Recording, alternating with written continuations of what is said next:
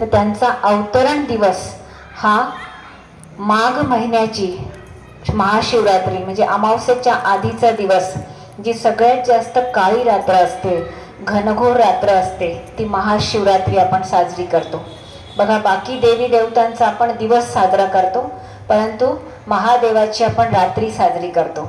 तर याच्या मागचं जे कारण आहे की ही फक्त 12 दिवसाचा दिवस आणि 12 दिवसाची रात्री नव्हे, तर महाशिवरात्री म्हणजे परमात्मा शिव ज्यावेळेस ह्या धर्तीवर येतात तर ते कलियुगाच्या अज्ञान अंधकाराच्या रात्रीमध्ये येतात. ज्यावेळेस भलेही सगळीकडे उजेड असेल, रोषणाई असेल, परंतु ह्या ठिकाणी अंधकार आहे.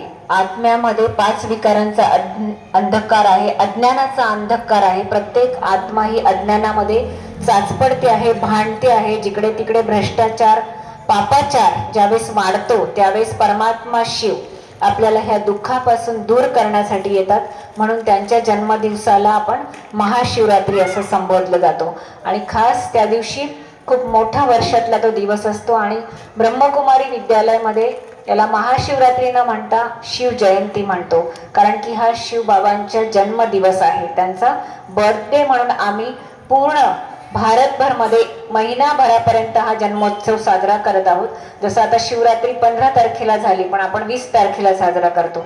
तर हा अतिशय आनंदाचा क्षण आहे, आमच्यासाठीच नाही पण तुमच्यासाठी पण. कारण की आपल्या सर्वांचे पिता जे आपल्याला वारसा देण्यासाठी आले, अखंड अटल सुख शांती संपत्ती आणि ज्ञानाचा वारसा देण्यासाठी या धर्तीवर आले, तर त्यांचा हा जन्मदिवस आहे.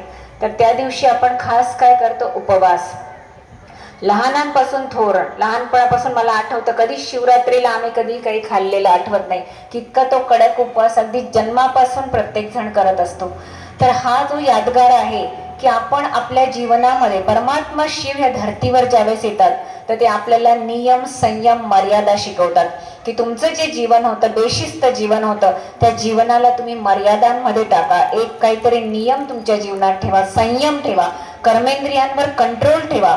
जे तोंडात आलं ते बोललं, जे बघावं वाटलं ते बघितलं, जिकडे जावं वाटलं तिकडे गेलो. या पद्धतीचं आपण आपलं आचरण नको, म्हणून परमात्मा या धर्तीवर येतात आणि आपल्याला मर्यादा शिकवतात आणि मर्यादा शिकवून आपल्याला मर्यादा पुरुषोत्तम बनवतात.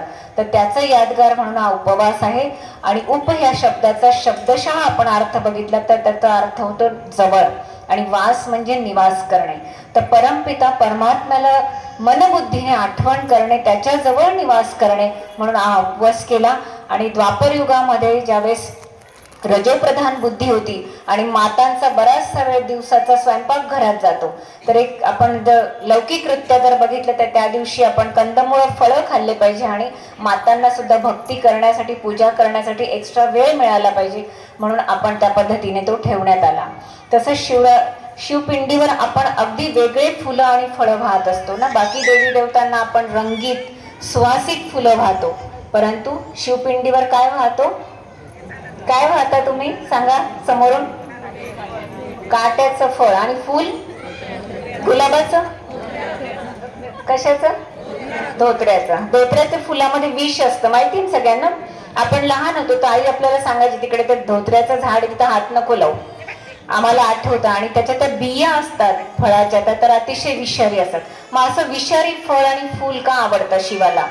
तर हे प्रतिकात्मक आहे. तर आपलं त्यातला अर्थ समजून घेतलं पाहिजे की आपल्या आतमध्ये जे ईर्ष्या, द्वेष, काम, क्रोध, लोभ, मोह, अहंकाराचे जे विष आहे, जे काटे आहेत, आज घरामध्ये आपण आपल्या स्वभावामुळे इतरांना दुःख देतोय, आपल्या बोलांमुळे आपण दुःख देतोय, आपल्या वागणुकीमुळे दुःख देतोय, तो ते दुःख रूपी देणारे काटे, अवगुण रूपी काटे आपण शिवावर अर्पण करायचे.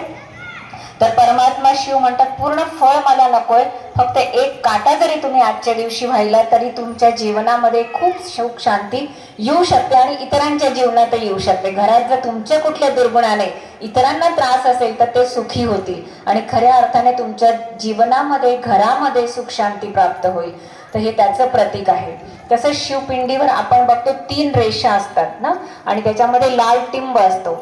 तसंच आपण बैलपत्र वाहतो, त्याला पण पानं किती असतात? 3. पण तसं शिव मंदिरामध्ये त्रिशूळ ठेवलेला असतो, त्याला पण किती हे असतात? 3. त्याला ट्रायडेंट पण म्हणतात इंग्लिशमध्ये. तर हे 3चं महत्व काय शिवाच्या जीवनामध्ये?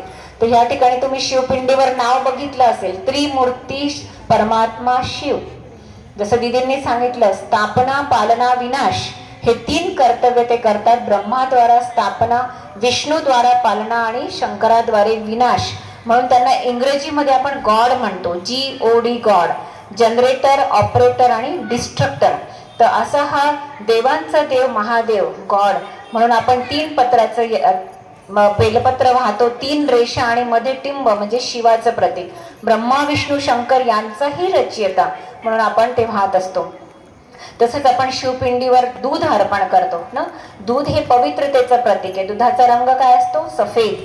तर परमात्मा म्हणतात, मला तुमच्याकडून काही नको, एकतर तुमचे दुर्गुण माझ्यावर अर्पण करा जे तुमच्या काहीच कामाचे नाहीये, आणि दुसरं तुमच्या आतमध्ये जी पवित्रता आहे, मुळात तुम्ही आत्मे पवित्र आहात, तर ती पवित्रतेची मदत ह्या कलियुगाला स्वर्ग बनवण्यासाठी तुम्ही मला करा. आतमधली पवित्रता मला दान द्या. परमात्मा आपल्याकडे मागताय की मला ही मदत करा, म्हणजे मी ह्या कलियुगाला सतयुगामध्ये परिवर्तन करू शकतो.